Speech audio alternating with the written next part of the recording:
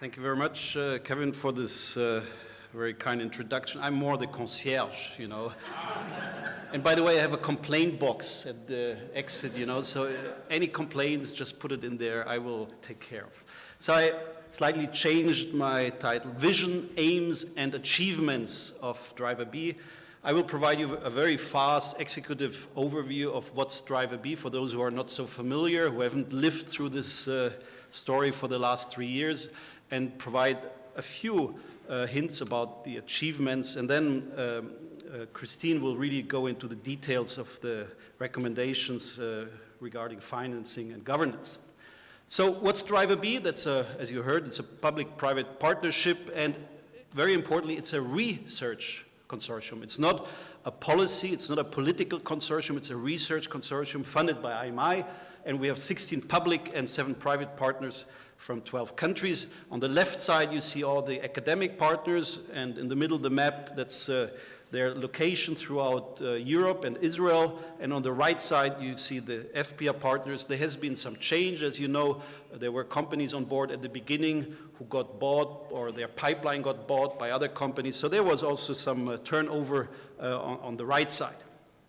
The overarching aim of Driver B is to develop new economic models to stimulate innovation, you heard that already, but also sustainable use and equitable access of novel antibiotics to meet unmet public health needs. That's the overarching goal. We started 3 years ago. You see a picture of our kickoff meeting in Geneva. I looked probably much healthier and younger at that time. And we finished now. We got a 3-month no-cost extension just to finish our report, because we still have a lot of dissemination activity. So we will officially end by December 31st, but the research activities will end this month. What's the vision?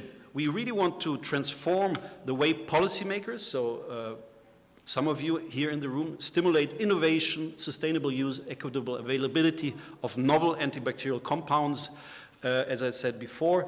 How do we define, or what are the ideas behind sustainable use? That includes measures to ensure the preservation of novel antibacterial products, equitable availability, measures to ensure that these novel antibiotics are registered widely and priced affordably. But of course, this is very easy to say. That you can imagine that behind each of these words, there is quite a lot of discussion ongoing in our consortium, because everything is, of course, a matter of debate.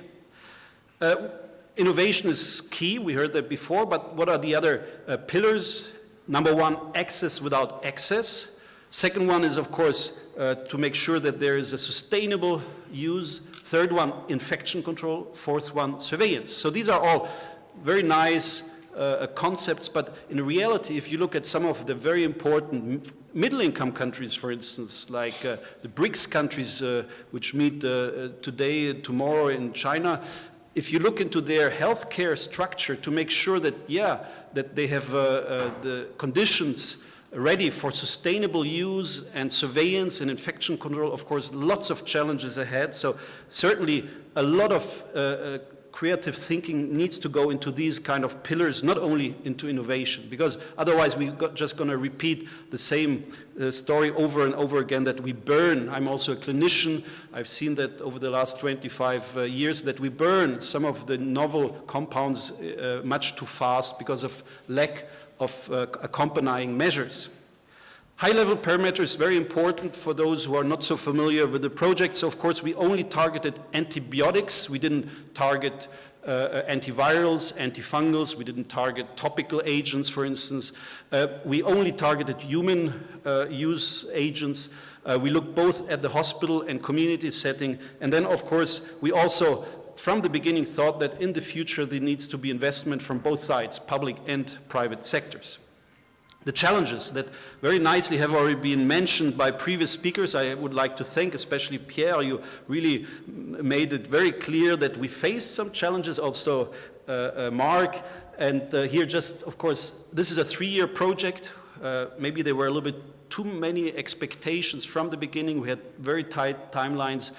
Mentioned before, the consensus building was not easy and is certainly an ongoing process. We had a lot of impact and sometimes surprising interferences by other initiatives. There has been also stakeholder exhaustion. And then also what was something very new for me, I've had some experience with large EU-funded European projects. I've never seen a project that was so much influenced by the outside world, where almost every month we had some information from the outside world, and this of course interfered and was a really big challenge.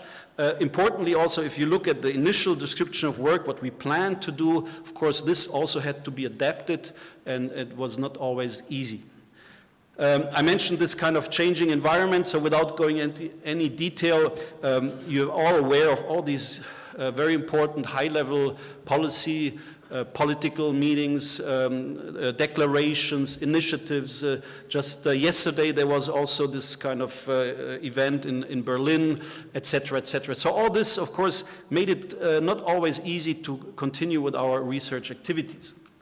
So now just to finish, of course, Driver B, its flagship work package is about the economic models and recommendations, but I just want to highlight also there were 3 other important work packages. Number 1, A, that looked at responsible use and provided a very important common terminology and frameworks, which also delivered important metrics. So how can we measure, how can we monitor responsible use, how can we build and help antibiotic stewardship programs to build in some of these metrics to finally prevent inappropriate antibiotic use. Very important. This concerns older, already accepted or registered drugs, and also novel drugs that will get onto the market in the next 10 years.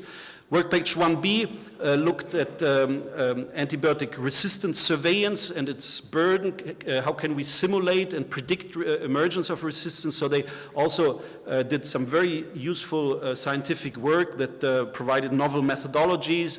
They also tried to validate and calibrate some of their simulations and predictions using very large AMR surveillance databases. And they also provided data on the future burden of some resistant organisms, in particular the gram-negative multi-resistant bacteria. Work package 1C provided novel approaches to evaluate antibiotics to fully capture their value to patients, society, healthcare systems, and describes methods that may still need some further validation, but certainly it's a very good starting point for health technology assessment agencies, in including the value of new antibiotics from the payer perspective and to look at the bigger picture. What's the true societal value of novel antibiotics? This is certainly also very important. So last but not least, this is now the transition to Christine's talk, work package 2, which is the true flagship work package that, of course, this conference will cover in much detail. The development of granularities around incentive models for developing new antibiotics, and also evidence, providing evidence to undertake necessary system changes. So here, as mentioned before, we describe different options, but certainly now we are at the stage where there needs to be some political discussion about these options, and certainly a broader consensus even outside of Driver B. Thank you very much.